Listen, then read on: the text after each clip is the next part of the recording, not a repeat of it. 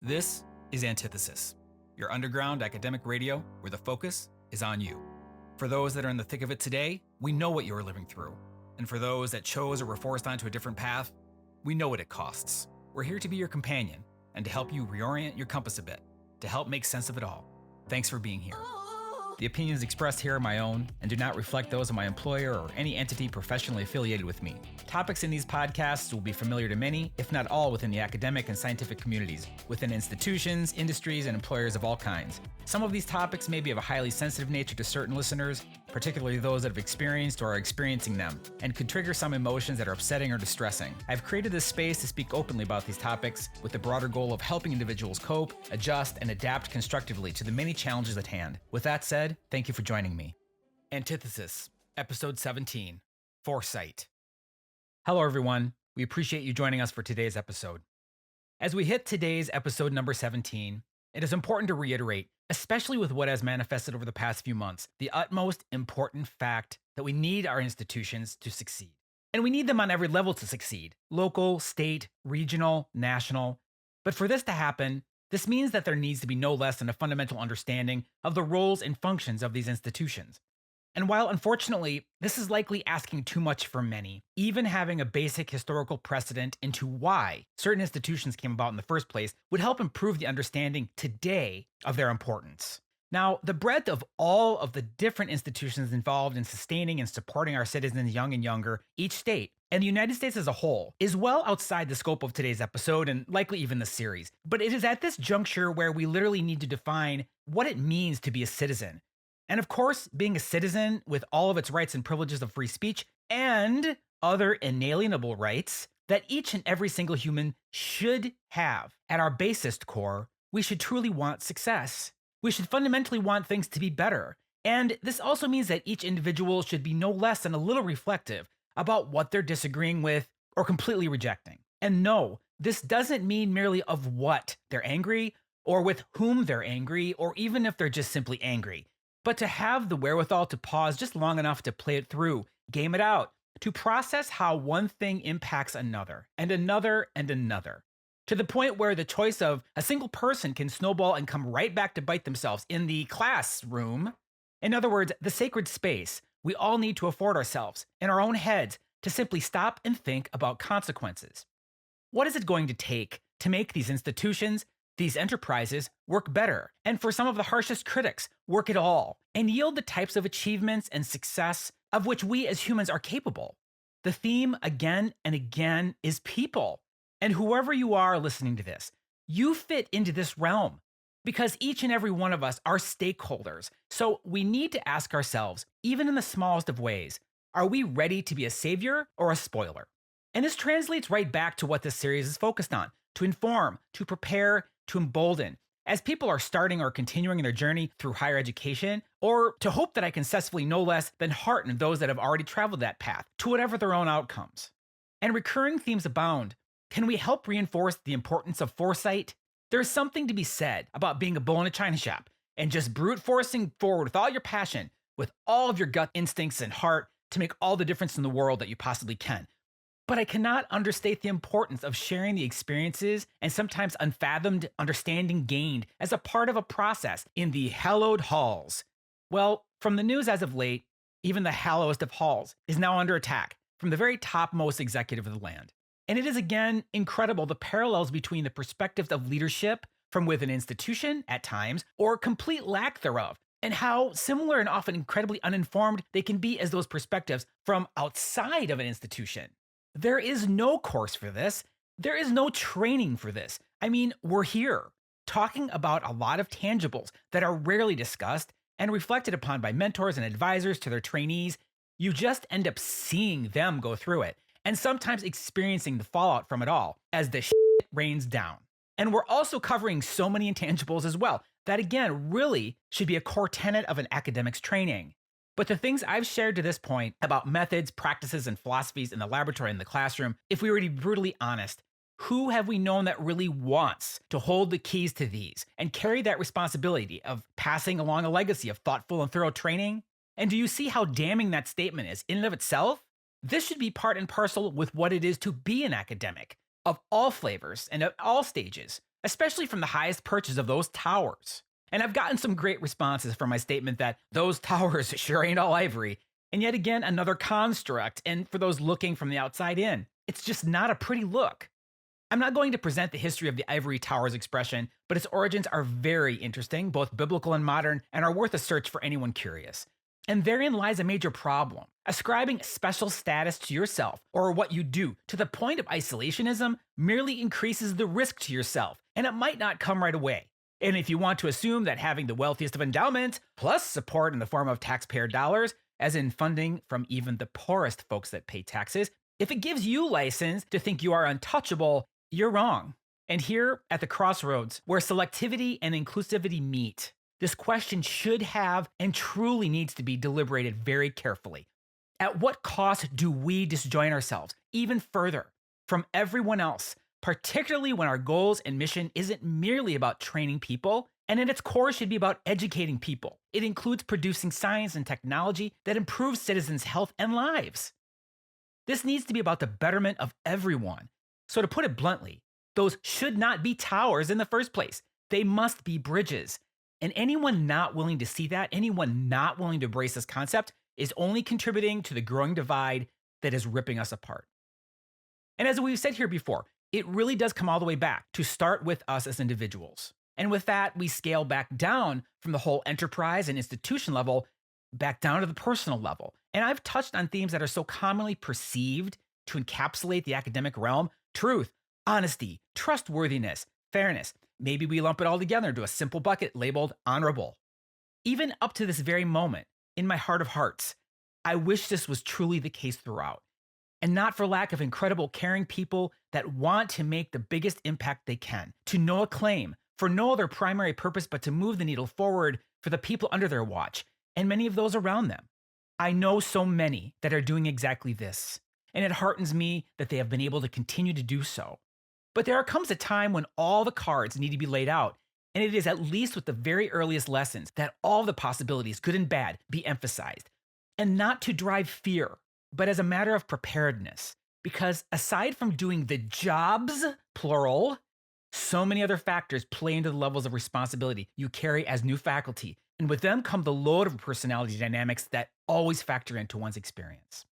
Non-academic listeners, for those of you that would admit out loud that you have no idea of the time, effort, and commitment it takes to be a professor, there is no simpler way for me to say it other than you could have 8 arms, all working independently, and that wouldn't be enough to get everything done. It isn't like this 100% of the time, but when responsibilities of research, teaching, and service all collide at once, one or more grant proposals due, exams need to be written and graded, faculty meetings, committee meetings, and on and on and on. And just that list is tiny relative to the whole gamut of responsibilities. You might be required to operate at 300% effort or more during those periods. The pressures and anxieties of not just completing these tasks, but also winning the proposal funding effort and publishing those manuscripts after 10 rounds of review means your fight or flight response and cognate cortisol levels are jacked sky high constantly. And here I'm speaking from the viewpoint of a professor that might teach only one semester of a full-time class each year while setting up and operating a research and development operation and then needing to sustain it. And just sharing this insight with you underscores the extreme high expectations of both the academy and generally faculty themselves. Even the highest performers are brought to their knees. On a whim, just look up academia or the word professors and alcohol or substance abuse. And you'll see plenty of articles and even published research that substantiates my point. And yet again, this is even without the painful relationship dynamics and professional dissonance that so many great young academics end up having to deal with. So it is even in this moment where I would beg of the biggest haters of education and academia and universities and professors for whatever reasons, whether you went through it or not, to no less than appreciate that even the worst professor had some kind of intentions to do something good, at least from the start. And after presenting this mini treatise for non-academic listeners, I need to make sure I discuss wellness soon, for sure, in a forthcoming episode. But as we turn our attention back to preparation, anticipation, and risks and mitigations for things both within and outside of our control, I beg those of you that are proceeding along the academic path to, or those that have already arrived at a faculty position, use every ounce of foresight that you can muster to better anticipate big barriers and blockades but also to note even small points of concern and oddities that could balloon into much bigger issues later with people, including those that were designated allies or less, representatives for you. And what, pray tell, do I really mean by that? I make foresight sound like some kind of psychic power. Let me give you a brief and obvious example to start. And I know my partner will love this because she knows my stance on this topic, and that is pertaining to the use or not of turn signals while driving. And I bet for some of you, this can also be irritating all around, whether or not you're a strong proponent. But no matter which side you're on about turn signals, I hope you'll just hear me out. And not to mind the fact that it is fundamentally the law to use your turn signals while driving a motor vehicle, but also is where the when and for how long, or even at times, if at all, becomes a part of the conversation and discourse. There might seem like there are only two perspectives when it comes to turn signals: you as the sender of a message, maybe to the car in front of you or the car right behind you, or the receiver of a message, maybe from the car or cars right directly in front of you or behind you. But here I beg to differ. And already the fact that we need to include the plural cars means there is not just one perspective other than yours involved. There are many, many more. You see, turn signals convey way more information than just the direction you want to turn. They give us significant insights into the driver and their disposition at that very moment.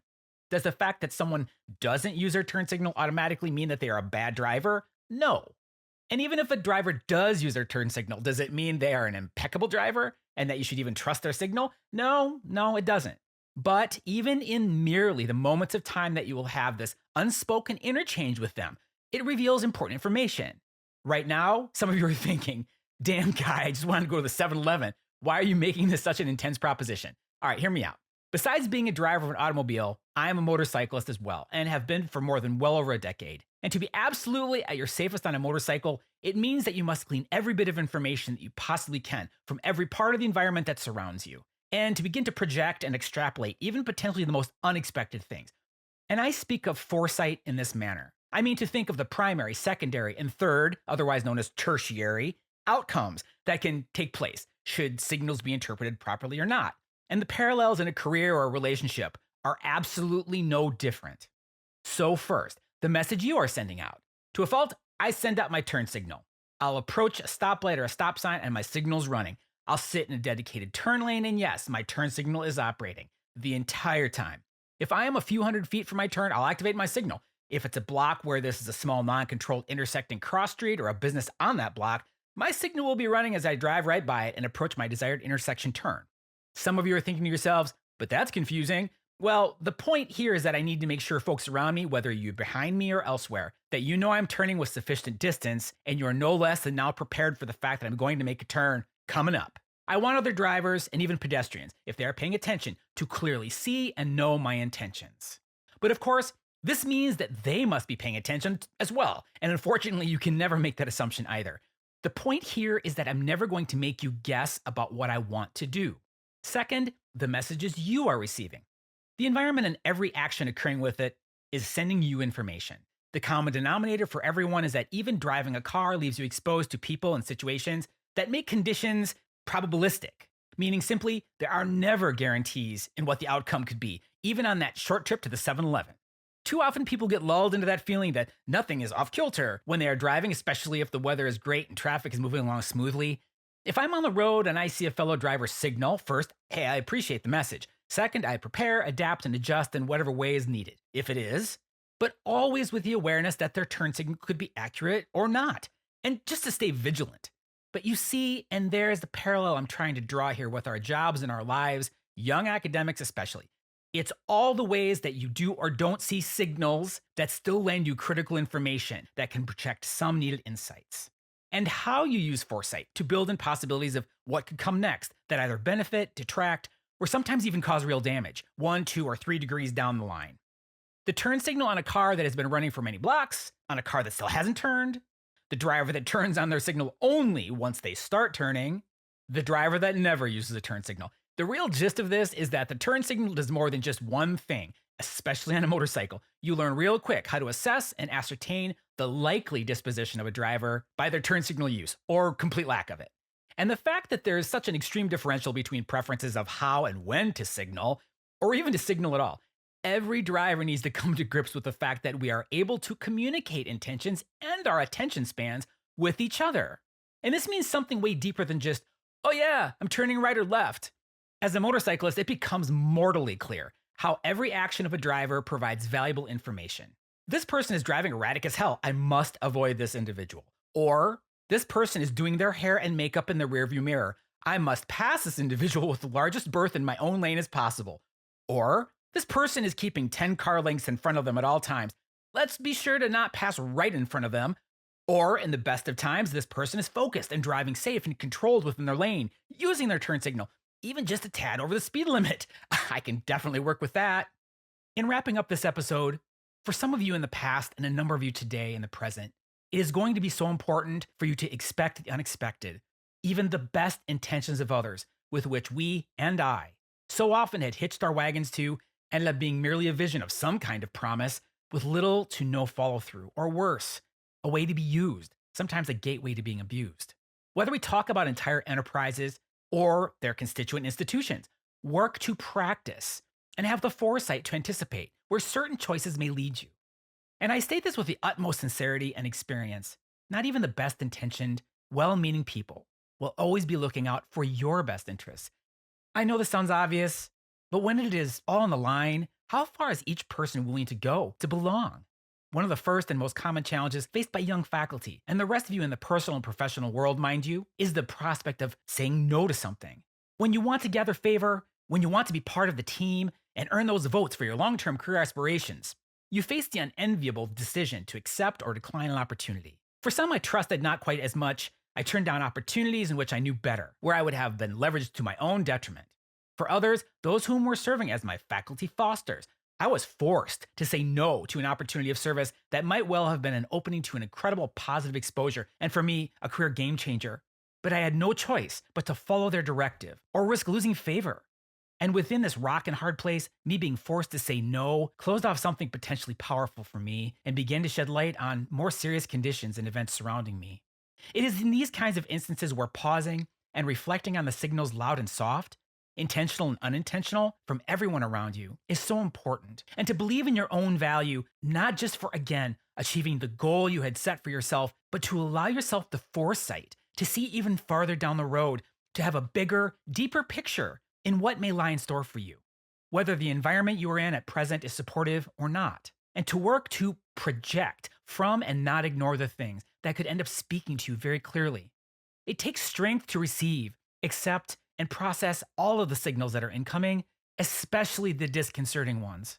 And every one of us owes it to ourselves to have the foresight for our own lives, for our own progression, and to anticipate all the potential challenges that lie ahead, so we can make the best plans for ourselves and adjust and adapt them accordingly, to foster the best control we can over the decisions we feel will give us the most satisfaction and the most fulfillment as we journey down our path. And with that, thanks so much for joining me today. And I hope you look forward to our next episode that will be released in a week's time. And no matter on which platform you heard today's episode, if you enjoyed it and you want to hear more, please subscribe, follow, like, and share, and set your notifications to let you know that next fresh episode is ready for you to dig in. All of you, keep building up your courage, hang in there, and keep your head up. We'll talk to you again soon. Continuing 30 years of experience with stories in and beyond the academic realm, Antithesis is a podcast that will take these perspectives and philosophies and pull them, along with you, the student, the researcher, the innovator, the educator, into the sunlight. Join us for some firsthand experiences, insights from inside and outside academia, and perspectives that are aimed at redefining the conventions of academia and your training, with the aim of helping you reorient your compass and strengthen you on your journey forward, or to recover and grow from those times past. We'd love to have you follow us and tune in weekly. If you have a topic you'd like discussed or a challenge you are facing you want to share, email us at allsystemsgo@gmail.com. That is ALLSYST3MSGO@gmail.com.